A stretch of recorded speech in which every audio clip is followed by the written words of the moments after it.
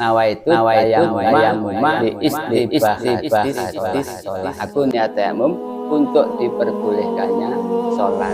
Jadi pas pukulan pertama tadi, jari-jari ini merapat, kemudian sebelah kiri dengan tangan kanan, sebelah kanan dengan tangan kiri.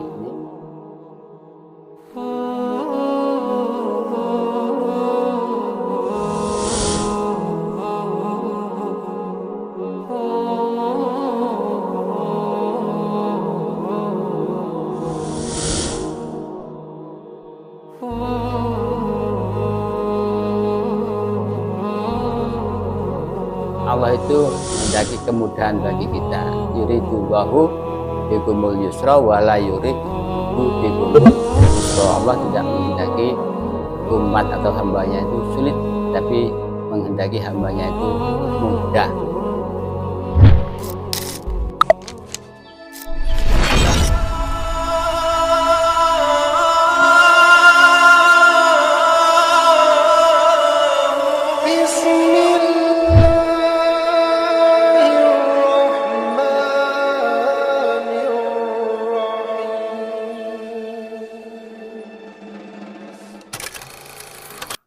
Assalamualaikum warahmatullahi wabarakatuh. Bismillahirrahmanirrahim. Alhamdulillahirabbil alamin. Wa bihi nasta'inu ala umurid dunya waddin. Wassalatu wassalamu ala asyrafil anbiya'i wal mursalin wa ala alihi wa ashabihi ajmain. Qalu subhanaka la ilma lana illa ma 'allamtana innaka antal alimul hakim wa tub 'alaina innaka antat tawwabur rahim. Qala rabbi shrah li sadri wa yassir li amri wa hlul 'uqdatam min lisani yafqahu qawli, amma ba'du. Bapak-bapak, ibu-ibu jamaah musholal muslimun dan warga RW 16 rahimakumullah. Syukur alhamdulillah, marilah sama-sama kita panjatkan kehadirat Allah Subhanahu wa taala atas segala limpahan rahmat taufik serta hidayahnya. Malam hari ini kita masih bisa melaksanakan salat maghrib berjamaah. Mudah-mudahan sholat maghrib yang baru saja kita tunaikan diterima oleh Allah Subhanahu wa taala, yang bisa menjadi lantaran turunnya rahmat dan ridhonya untuk kita dan keluarga kita. Amin ya rabbal alamin. Alhamdulillah juga malam hari ini kita masih diberi kesempatan untuk melanjutkan taklim kita, kajian kita Bidayatul Hidayah. Mudah-mudahan apa yang kita kaji malam hari ini menjadi ilmu yang manfaat fid dunya wa dunya wal akhirah. Amin ya rabbal alamin. Salawat serta salam adalah sama-sama kita aturkan pada junjungan kita Nabi besar Muhammad sallallahu alaihi wasallam serta keluarga, sahabat dan pengikutnya, dan mudah-mudahan kita semua diakui sebagai umatnya yang telah mendapatkan syafaatnya. Bapak-bapak, ibu-ibu hadirin rahimakumullah, sebagaimana biasa sebelum kita mulai kita tabarukan dulu.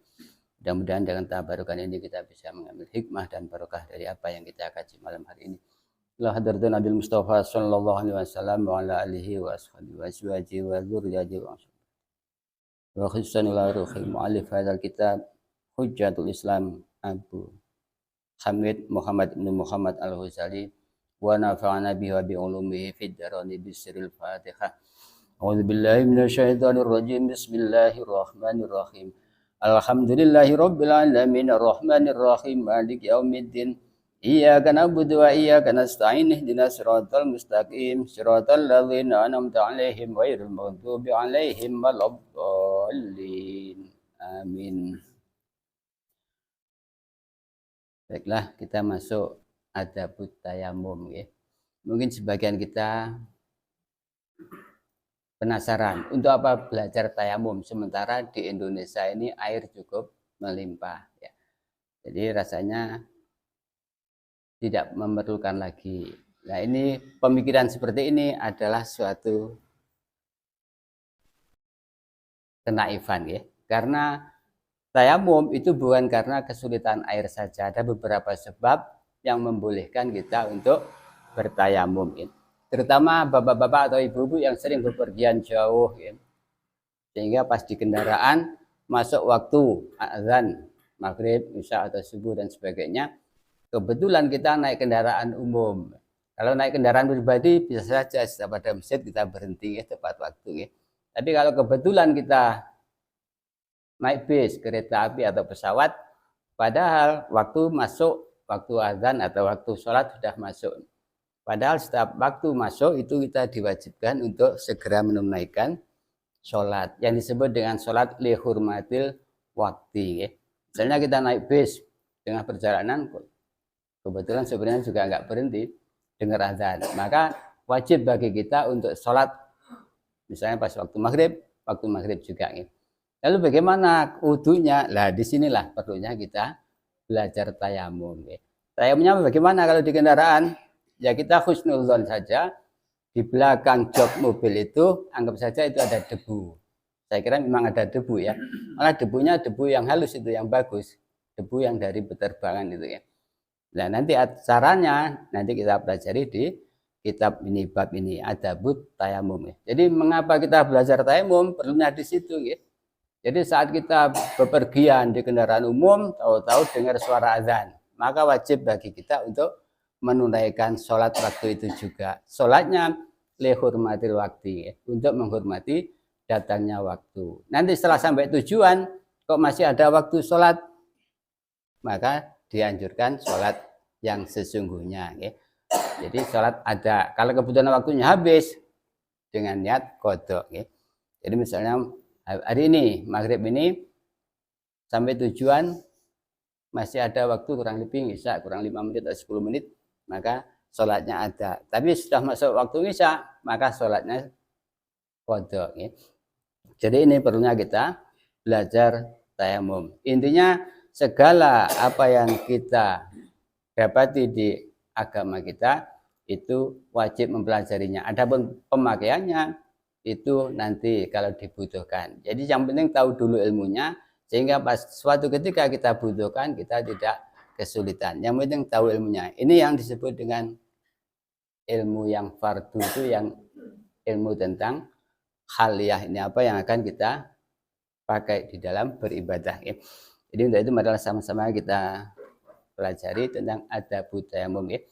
Bismillahirrahmanirrahim. Adabut tayamumi, adapun tata keramanya tayamum, adabnya tayamum.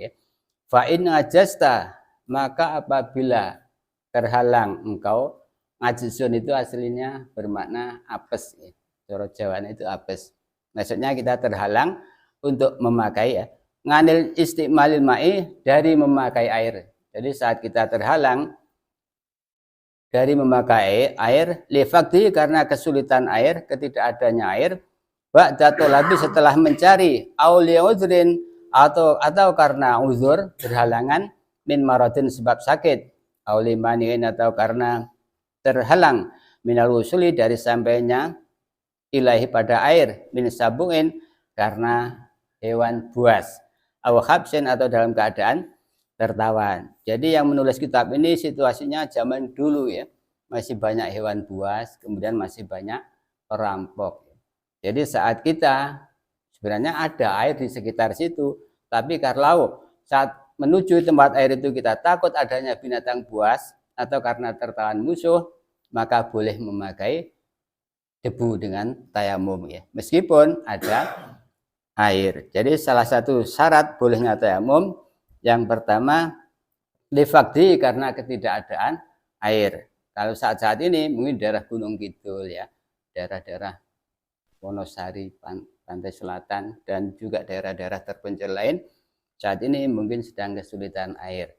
Maka boleh mereka itu saat tidak melakukan ibadah melakukan tayamum sebagai pengganti wudhu ya. Atau karena ini tadi sakit ya, mimarodin, aulimainin atau karena tercegah, terhalang minal wusuli ilahi dari sampainya kepada air, min sabuin karena hewan buas, au habsin atau karena dalam keadaan tertawan. Kalau sekarang mungkin yang sabuin atau habsin ini sudah jarang kita dapati ya. Jadi karena sebab binatang buas atau karena tertawan oleh musuh, ini saat ini sudah hampir tidak ada. Au kana atau ada apa al mau air, al hadiru tahtaju ilahi. Atau sedang ada air tetapi ada kebutuhan yang lebih mendesak. Lihat sika karena kehausanmu ya. Ada air hanya itu-itunya padahal kita sedang dalam keadaan kehausan. Atau ada teman kita, saudara kita yang sedang membutuhkan air untuk masak dan sebagainya misalnya. Maka boleh kita tayamum.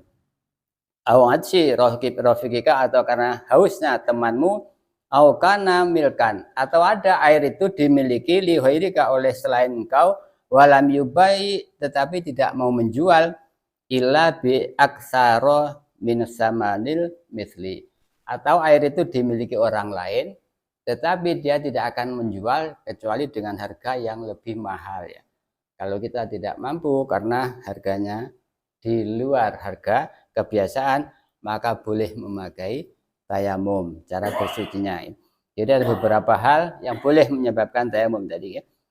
Air itu ada sebenarnya tapi dimiliki oleh orang di mana harga jualnya itu sangat mahal melebihi harga umumnya. Aukana atau ada bika padamu jarohatun apa luka ya, atau kalau karena kita sedang kena luka au maradun atau sakit, takhafu minhu, karena luka tadi takhafu khawatir minhu dari luka ala nafsi ke atas dirimu, atau karena luka yang kalau kita memakai air akan membahayakan diri kita. Ada ya, kalau air apa biasanya kalau luka sudah hampir sembuh itu kalau kena air perih ya, atau akan menjadi kambuh lagi ya.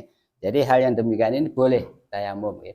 Saat luka kita hampir sembuh biasanya kan bernanah itu, karena salah satu proses penyembuhan luka itu dengan adanya darah putih yang berupa nanah itu tanda-tanda luka sudah hampir sembuh. Biasanya kalau kena air itu akan jadi kambuh lagi, maka boleh saat itu bertayamum memakai debu, tidak memakai air ya.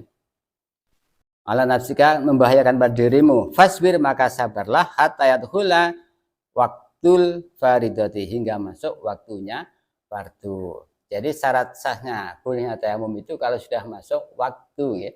Jadi misalnya sekarang tayamum untuk sholat isya ini belum boleh. Jadi bolehnya kan nanti kalau sudah tarhim atau azan, itu baru boleh azan atau tayamum untuk sholat fardu. Karena satu tayamum kalau untuk ibadah sholat itu hanya untuk sekali fardu. Jadi tadi misalnya tayamum untuk maghrib ya sudah, nggak boleh untuk sholat isya walaupun belum batal. Jadi masa sudah diringankan mau minta ringan lagi. Jadi kalau untuk ibadah yang lain boleh, misalnya habis sholat membaca Quran atau sholat sunnah atau tawaf atau iktikaf boleh. Yang tidak boleh untuk melakukan sholat fardu 2 kali ya, walaupun belum batal. Jadi satu tayamum hanya boleh untuk sekali sholat fardu. Makanya salah satu syarat sahnya tayamum nunggu fasbir hatta yadkhula waktul faridati. Sabarlah sampai datangnya atau sampai masuk waktu fardu ya. Maksud kemudian menujulah atau mencarilah so'idan tanah thayyiban yang bersih. Dalam hal ini lebih spesifik pada debu ya. So'idan ini maksudnya tanah, yang dimaksud adalah debu yang halus yang thayyiban suci, alaihi turabun atas debu, alaihi atas tanah so'id ya, tanah maksudnya yang berdebu, jangan tanah lumpur ya. Tanah lumpur nggak boleh, nanti malah membahayakan diri kita ya. Khalisun yang murni, tohirun yang suci, layinun yang halus ya. Makanya nih, jadi jangan sampai tayamum dengan kerikil atau dengan pasir ya. Itu tidak kategori khalisun tohirun di sini ya. Fadrib maka pukulkanlah alaihi atas turab bikafaika dengan kedua telapak tanganmu, doman dengan menggenggam baina sobika di antara jari-jarimu. Jadi untuk pukulan yang pertama ini rapat ya. Doman ini bukan menggenggam, doman tadi merapat ya, ngumpul. Tangan jari-jari ini ngumpul, pukulkan, plek ya. Ini yang pertama. Basuh wajah. Ini. Jadi sekali pukulan hanya untuk satu basuhan. Jadi plek, kalau di dinding itu misal dinding apa ya? Dinding jok kursi kalau kita tayamum di mobil, plek ya. Jadi maaf, yang pukulan pertama tadi tangannya ini merapat, nanti pukulan yang kedua merenggang ya. Ini apa cirinya? Dan nanti ini karena apa, ada cincin mungkin juga harus dilepas. Jadi pukulan yang pertama di sini syariatnya disatukan ini jari-jari plak, kemudian ini waktu membasuh wajah.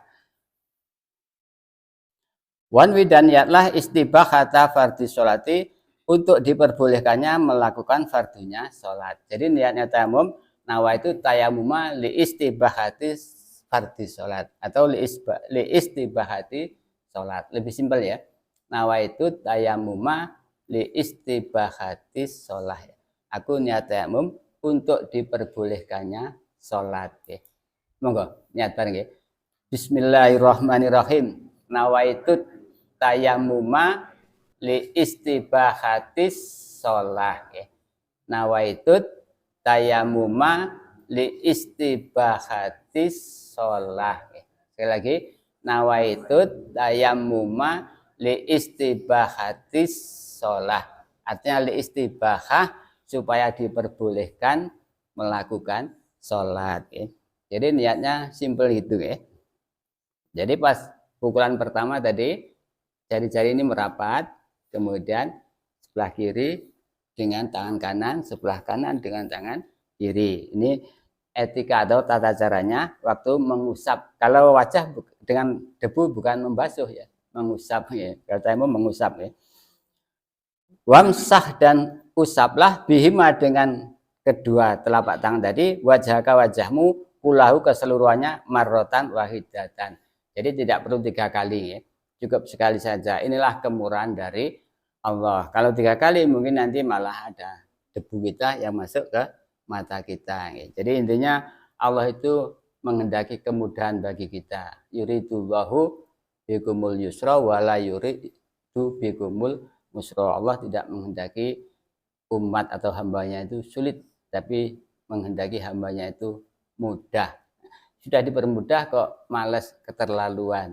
Jadi pertama tadi tangan merapat, kemudian dipukulkan ke tempat debu yang bersih tadi, basuh, diusap, wamsah. Jadi cukup sekali aja ya. Kullahu marrotan wahidatan. Wala tatakallaf dan jangan membebani isolul hubari sampainya debu ilama nabiti syari pada tempat tumbuhnya rambut. Jadi tidak seperti waktu wudu ya.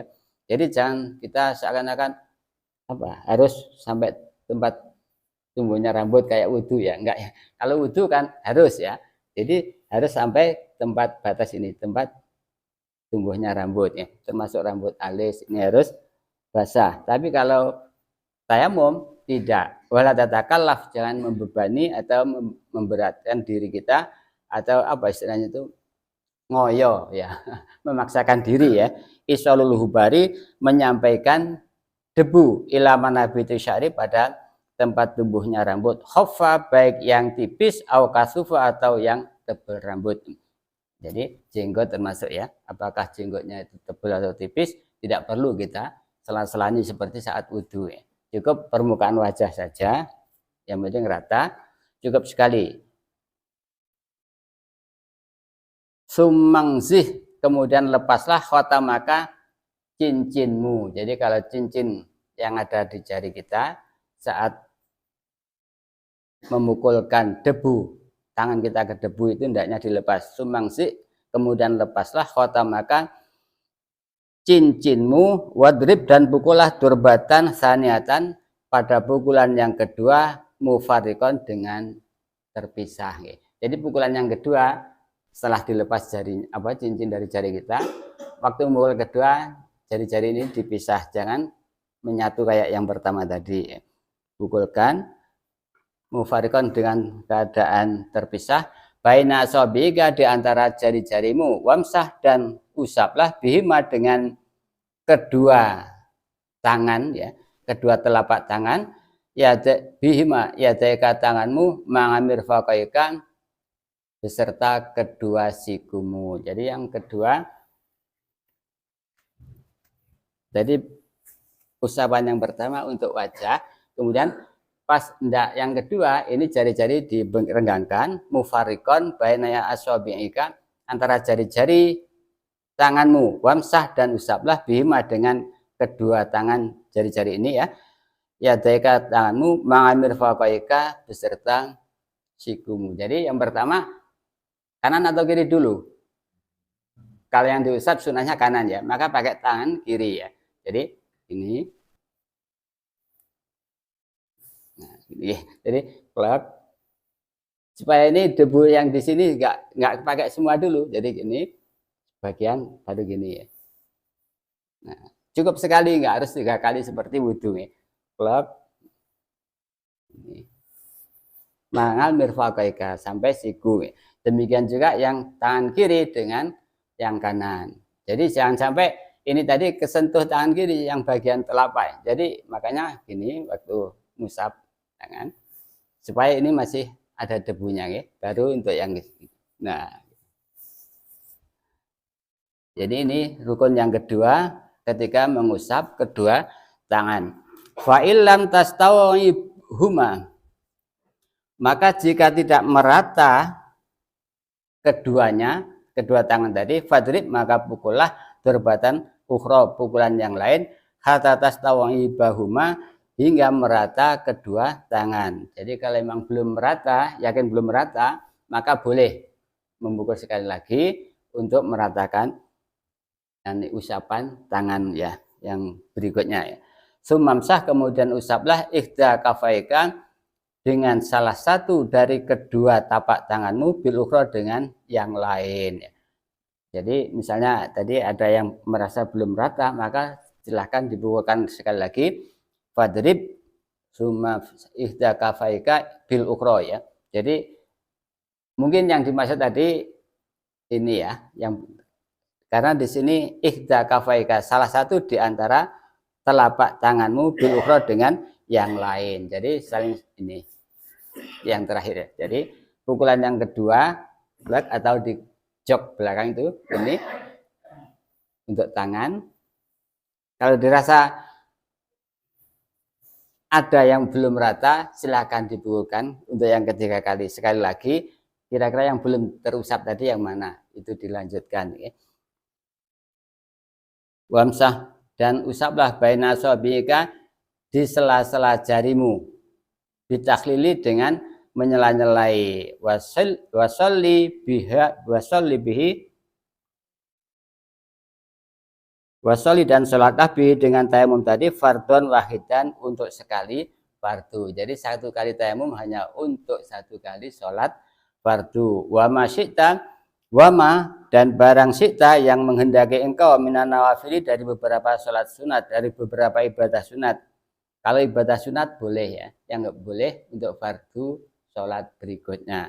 Kalau ibadah sunnah boleh ya. Wa masyidda, dan kerjakanlah atau lakukanlah dengan yang kau suka, minan nawafili, dari beberapa sunnah.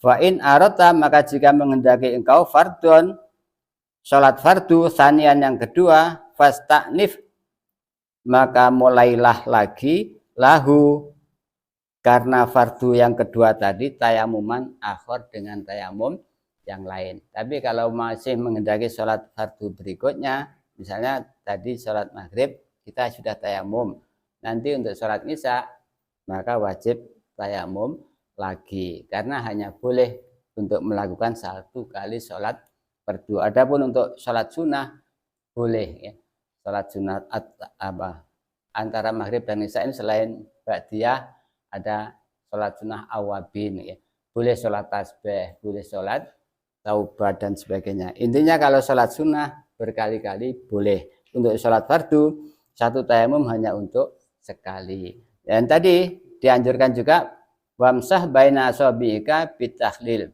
Jadi sela-sela jari. Mungkin pukulan yang ketiga tadi itu ini ya, untuk sela-sela jari ini ya. Jadi untuk takhlil itu menyela-nyela jari ini supaya semua terusap merata ya.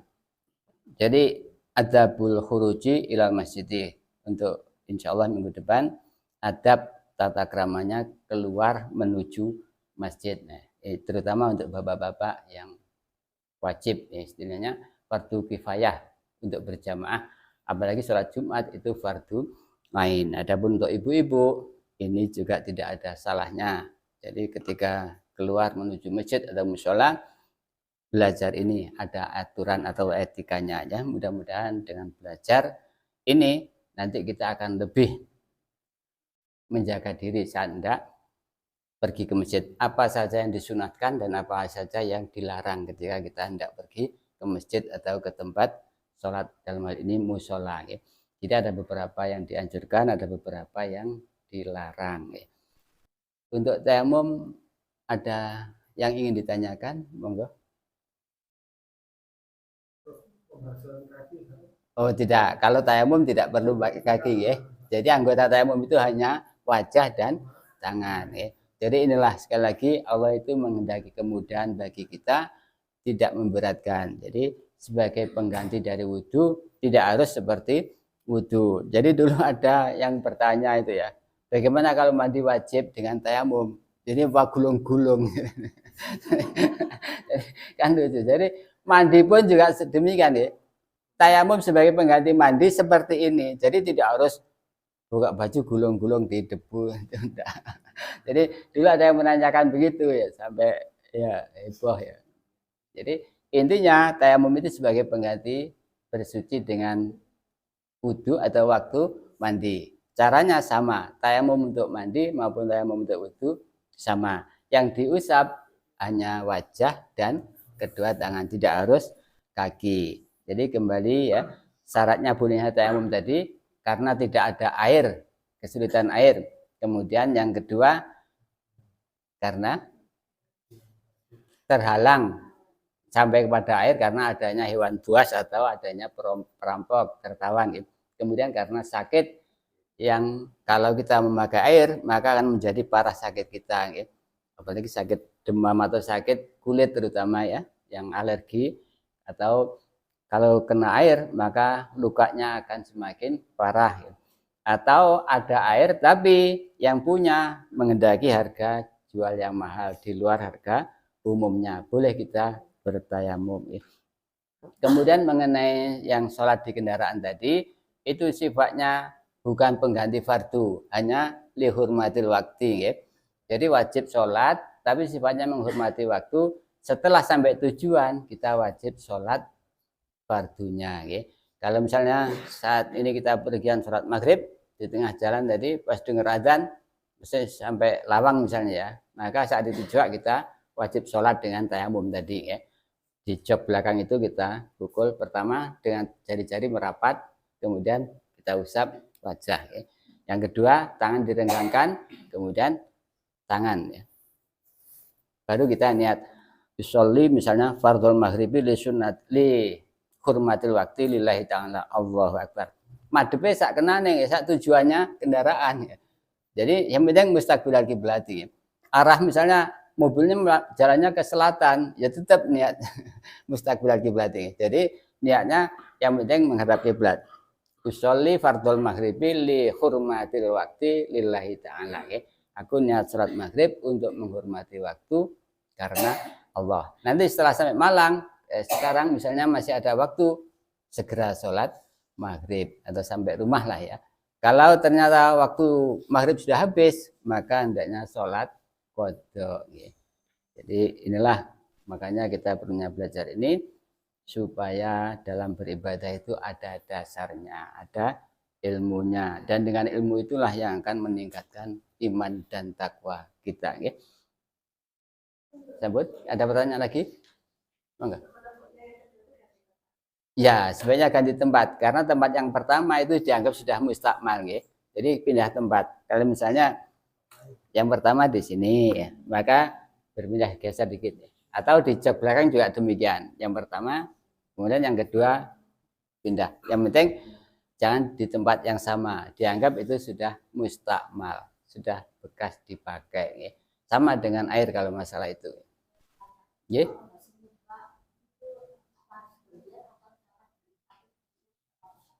Nah, sebaiknya bergantian itu karena ambil sunnahnya bagian kanan dulu ya. Kalau bersamaan karena ini pakai debu bukan pakai air ya. Jadi nanti ada pertimbangan mudorotnya ya. Mungkin karena nanti ada debu yang masuk bukan. Jadi makanya dengan pelan ya. Jadi pakai bagian kanan dulu. Jadi sebaiknya bergantian ya. Ngambil sunnahnya kanan dulu kiri dulu. Kalau bersamaan nanti nggak ada sunnahnya. Makanya kemarin jangan sampai kita itu mutahawin dengan hal-hal yang sunnah, menggampangkan yang sunnah. Karena dikhawatirkan nanti yang sunnah aja digampangkan, nanti fardunya juga digampangkan ya. Karena yang sunnah ini intinya untuk pelengkap dari ibadah fardu kita. Jadi jangan sampai kita meremehkan yang sunnah-sunnah ya. Termasuk sebelah kanan dulu dan sebelah kiri dulu tadi. Kemudian yang kiri ini sunnah dari tayamum atau waktu kita wudhu, bagian kanan dulu ya, kiri dulu ya, kemudian yang kiri. Jadi itu sunnah. Demikian juga waktu tayamum hendaknya yang kanan dulu baru yang kiri. Jadi jangan sampai kita itu meremehkan hal-hal yang sunnah, menyepelekan hal-hal yang sunnah. Karena di situ banyak fadilah maupun pahalanya yang sangat besar. Di bab kemarin itu ada ya. Fadilahnya sangat besar, pahalanya sangat banyak ya.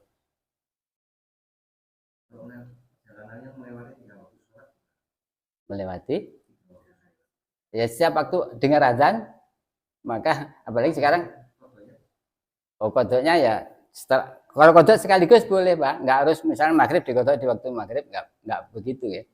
Sholat isya dikodok di waktu isya nggak apa, nggak harus begitu.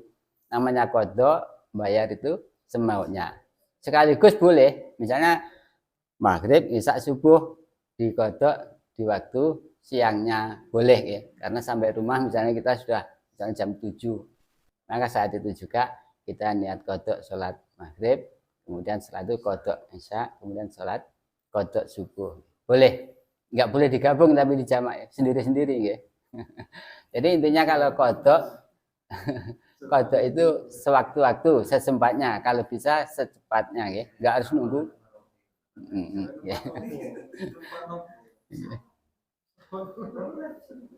Ya, contohnya waktu ke Mekah itu kan 8 jam ya perjalanan ya.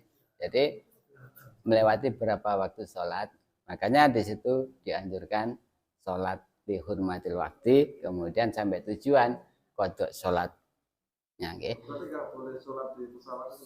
Kalau ada fasilitas boleh, kalau misalnya di situ ada tempat, kalau kayak kereta api yang eksekutif kan di restorasi ada tempat ya. Kalau yang ekonomi kayaknya nggak ada itu cari. Boleh, tapi kalau selama kita kondisi sehat, bisa berdiri, bisa apa ya, sholat itu harus secara normal. Nah itu tadi, kalau yang hormati waktu tetap kodok fardunya gitu. Jadi sholatnya di kendaraan tadi lihurmatil waktu, untuk menghormati waktu ya.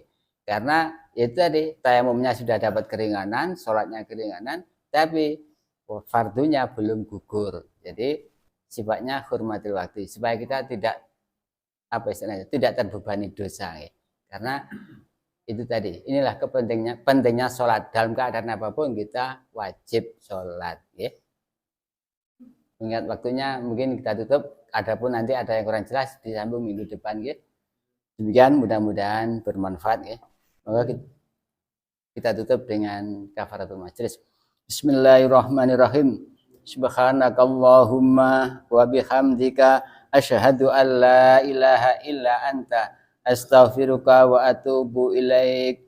Allahumma inni istaudi'uka ma 'allamtanihi fardudhu ilayya inda hajati ilaihi wa la tansanihi ya rabbal alamin. Assalamualaikum warahmatullahi wabarakatuh.